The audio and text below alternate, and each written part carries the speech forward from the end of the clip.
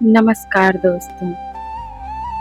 आज हम आपको बताएंगे खाटू श्याम जी से जुड़ी कुछ महत्वपूर्ण जानकारियाँ, जैसे कि उनका जन्म कहाँ पर हुआ और उन्हें 3 बाण कैसे प्राप्त हुए, उनका नाम बारबरिक से खाटू श्याम कैसे पड़ा।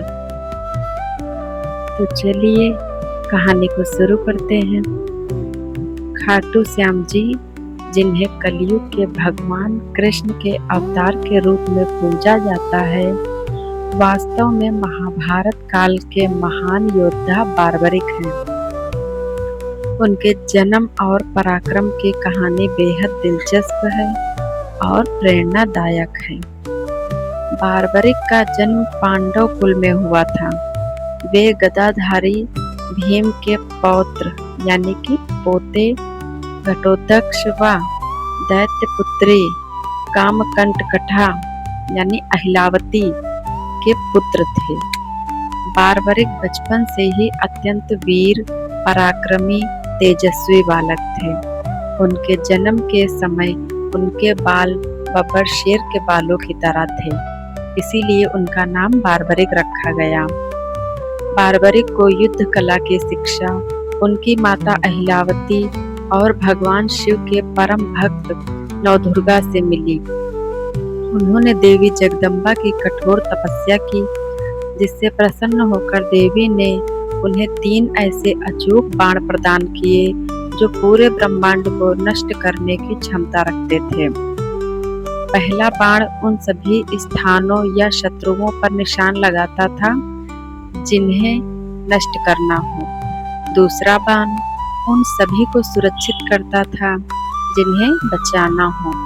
तीसरा बाण चिन्हित किए गए सभी शत्रुओं का एक पल में संहार कर वापस बारबरिक के तरकश में आ जाता था।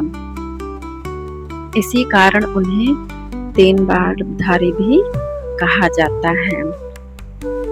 जब महाभारत का युद्ध निश्चित हुआ तो बारबरिक ने युद्ध को देखने और उसमें भाग लेने की इच्छा जताई। प्रस्थान करते समय उनकी माता ने उनसे एक वचन मांगा।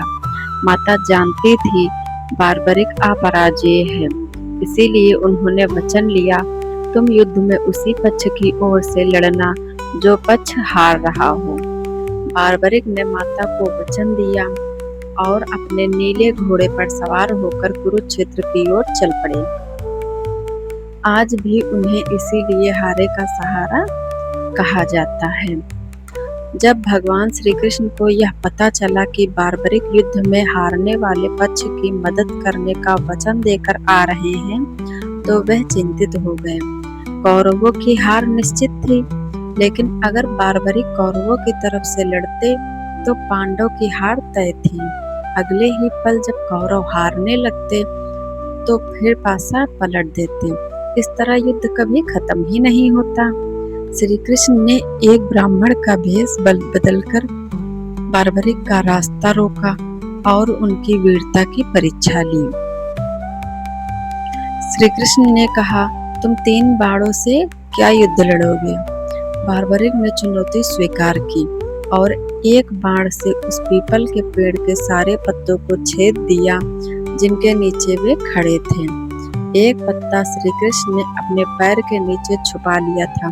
बाण ने श्री कृष्ण के पैर के पास जाकर चक्र काटना शुरू कर दिया, जिससे कृष्ण समझ गए कि बारबरिक के बाणों से कोई नहीं बच सकता। ब्राह्मण रूपी कृष्ण ने बारबरिक से दान मांगा। बारबरिक ने हाँ कह दिया। तब कृष्ण ने उनका शीश मांग लिया। बारबरिक समझ गए यह कोई साधारण ब्राह्मण नहीं है। उनके अनुरोध पर श्री कृष्ण अपने वास्तविक रूप में आए और उनको दर्शन दिया। बारबरिक ने हंसते हंसते फाल्गुन की द्वादशी को अपना शीश काटकर श्री कृष्ण को दान दे दिया।